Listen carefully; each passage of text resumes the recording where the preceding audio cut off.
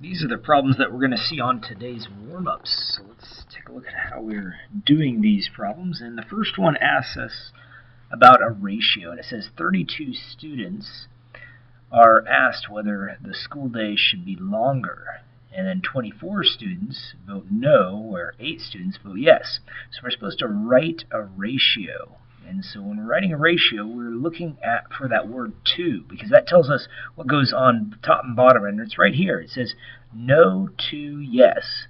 So remember, on a ratio, you're always going to divide by the number that comes after 2. So the yes votes is the denominator. So I'm going to write it this way. It says 24 vote no, so no goes on top, so 24 over, and then the yes votes were 8, so 8 yes votes, so 8 is in the denominator. So I'm going to just reduce that fraction. I'm going to just take out a common factor. I'll divide the top by 8 and the bottom by 8 as well, the denominator by 8. And so what that gives me is 3 to 1, and that's the ratio we're looking for. So here a train has 64 seats. There are 48 passengers. So that'll be an important number, and 48 passengers will as well. We're supposed to write a ratio of seats to passengers. So seats, 64 seats over passengers, 48. And then we just take out the common factor. So most people are going to see 8 as a common factor. But there is a bigger number, but we can always start with this number. 8 over 6 is what we get. 48 divided by 8 makes 6, and then we can take out another factor. We can divide both of these numbers by 2 and then come up with our simplified form. Now when writing a ratio, we're not going to change this to a mixed number. We don't want a mixed number. We want a ratio as a comparison of 2 numbers. It's a comparison to seats to passengers. So there's 4 seats for every 3 passengers. Well, the next problem asks us to find a unit rate. So it talks about a part-time job pays $237.50 for 25 hours of work. And then it says, how much money does the job pay per hour? Per tells us we're dividing by the number of hours. So we're going to set it up this way. $237.50 divided by 25 hours. So we go ahead and set up our division problem here. 25 into 237 and 5/10. Bring the decimal point straight up and then start the division. So first thing I see is that 25 does not go into 2. It does not go into 3. So the first number is going to go right above the 7. And it's going to go 9 times. 9 times 25 makes 225. And when I do the subtraction, I'm left with 12. Notice I've already brought the decimal point up. So then I just bring down the 5, and 25 goes into 125. Well, I think of quarters. 5 quarters makes $1.25. So that worked out evenly. So there it is, $9.50. Now notice that the ratio is dollars per hour. So we're going to write the answer as $9.50 per hour. And there it is.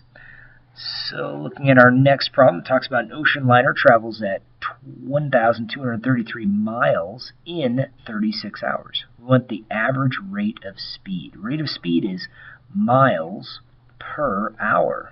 And so that's what we're going to do. We're going to divide by 36. So we're going to see how many times 36 goes into 1233. And so first of all, 36 doesn't go into the 1. It doesn't go into the 2, but it does go into 123. So the way I figure it out is I cover up the 6. Think of this as just 3 into 12. It goes 4 times, but 4 would be too much. So we're going to go with a 3 and then multiply 3 times 36.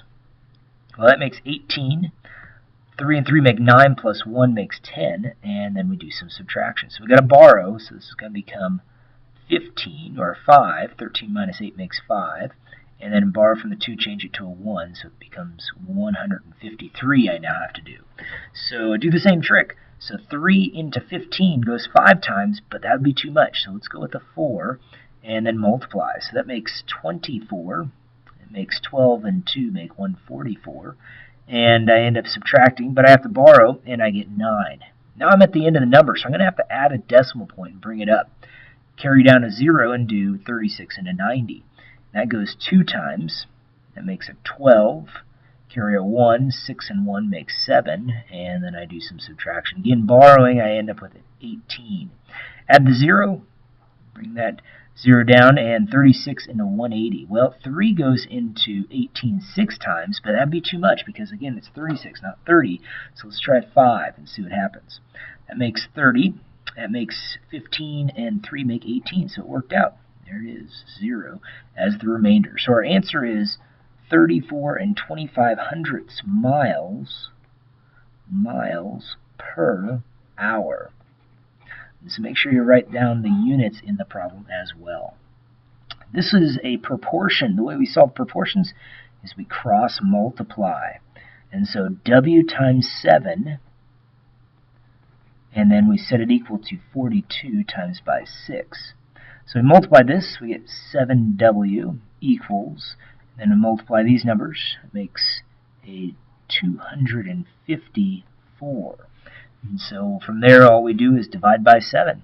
See how many times 7 goes into this number. So off to the side, you set up your division problem. 7 into 25 goes, we can go 3 times. That makes 21 with a 4 left over.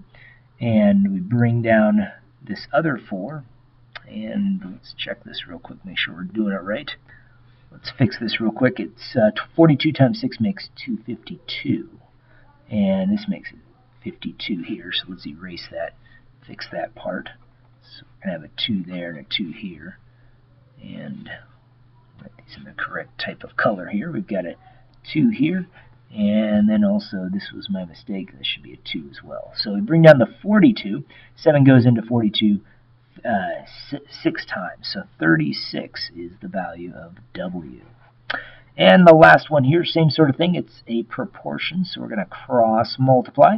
H times by 5 is going to, we're setting that equal to 15 times 6. So this makes 5H, and on this side we get 90 when we multiply these numbers. Now I think of nickels as I do this, and how many nickels is going to make 90 cents? Well, 20 nickels makes $1. This is only 90, so that means it's 2 less. So 18 nickels is what I would need. So there it is. Those are the problems you'll see on today's warm-ups. Hopefully you figured out where you made your mistakes.